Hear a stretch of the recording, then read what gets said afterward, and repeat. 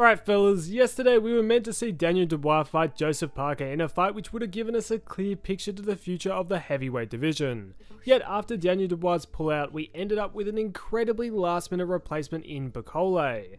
This replacement bout and its result disrupted the clear path we potentially had, leaving so many different options that the heavyweight division might go down.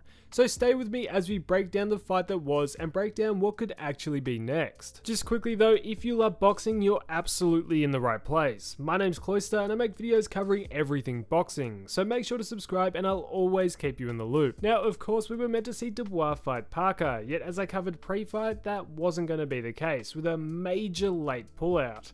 Usually with this late of a pullout, we end up with the fight being cancelled or a lesser known name willing to take a chance and step up. What very rarely happens is a name who has a road to the top roll the dice and take a last minute chance like this. Bakole was set to fight a Jagba in May, with this set to be an IBF title eliminator, where the winner would become the mandatory challenger for Daniel Dubois' world heavyweight title. Bakole was out of camp enjoying his time off, but then he had the late minute call up to step in for this fight. This new matchup sparked a ton of debate. Bakole's last performance was simply fantastic, but it was against a Jared Anderson who, I don't know if you've seen his last performance, doesn't really seem like he wants to box at all. But this performance was an incredibly impressive feat anyway, and this showing even led him to be rumoured to get a fight against Anthony Joshua. But Joseph Parker is no Jared Anderson, and Bakole wasn't even in training. Once he arrived in the morning of the fight, he weighed in at over 300 pounds. He just didn't look in great shape, yet he's a man who could finish a fight with one punch, so there was still a lot of hype. When the bell rang for round 1, Bakole looked a lot better than I thought he would have. He got through the first round, but in the second, Parker would end up throwing an overhand right which would send Bakole on skates, and would seal his fate, with Parker ending up taking home the win. This all went pretty much how everyone kind of expected. It was a cool storyline, yet stylistically for Bakole this fight was a bit of a nightmare, even more so when Bakole hasn't trained and wasn't physically ready, leading him to go down from a shot which maybe if he was conditioned, he wouldn't have otherwise. In hindsight, looking back, everything about this fight is all just a bit strange. I understand the ideal behind Bakole as a warrior and a true fighter, but should have the fight really have ever happened? Bakole for a long time struggled to get opportunities, even to the point of launching a GoFundMe only 15 months ago to help him achieve his dream of becoming a world champ. Although that was all a bit controversial. But aside from that, he struggled to find himself in bouts which would give him the potential to get major opportunities. Yet since all this in a short period of time, finally he's found himself a bit of a buzz, won bouts which elevated his status and was in the initial stages of becoming a real major name at heavyweight.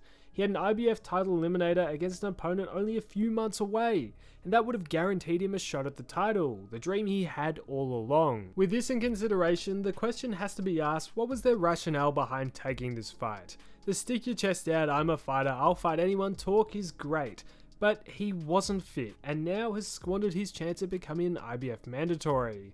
He will still fight a Jagba, but it won't be an eliminator.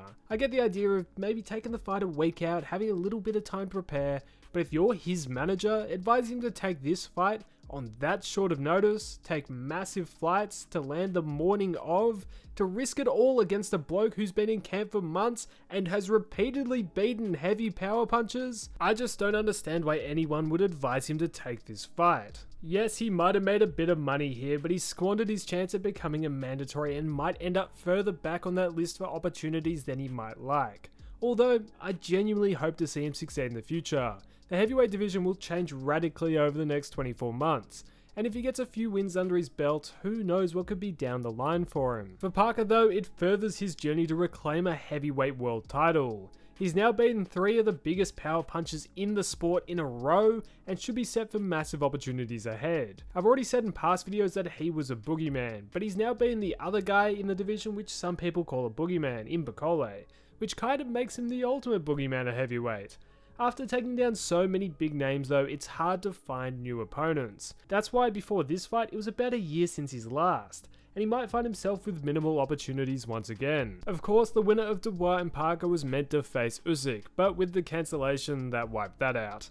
The Usyk-Dubois fight previously has already been teased, and Dubois in the lead-up seemed to be overlooking Parker in favour for the rematch. Although in the rematch it would be probably much of the same as the first, The Saudis do love undisputed fights, and I wouldn't be surprised if they pass over Parker in favour of the rematch between Usyk and Dubois for all of the belts. They could remake the Parker-Dubois fight, but it would leave Usyk without a dance partner, and with Usyk only wanting a couple more fights, is he now willing to verse a contender like a Caballel to pass the time?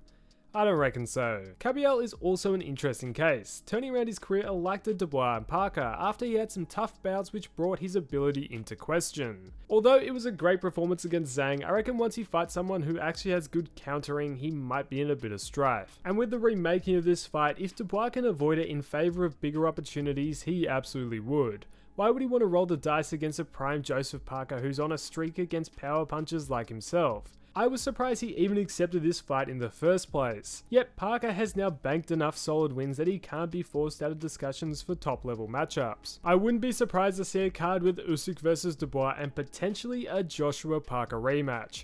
Because who else is there left for Joshua to fight when he comes back? If it doesn't happen to be Fury, it could may well be a rematch with Parker.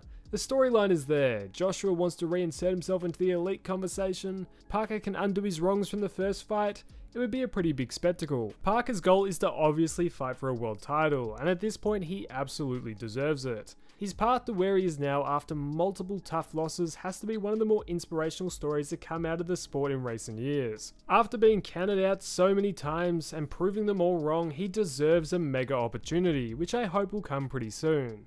If it's not for a title, I hope it's a big fight like an AJ where he gets the stage he deserves. But I guess time will tell if the big names do avoid him. Yet now I want to hear what you guys thought of the fight, as well as what could be next for the heavyweight division. Let me know all your potential matchups and any thoughts you have down below. If you did enjoy, please consider liking and subscribing, it does a ton to help the channel.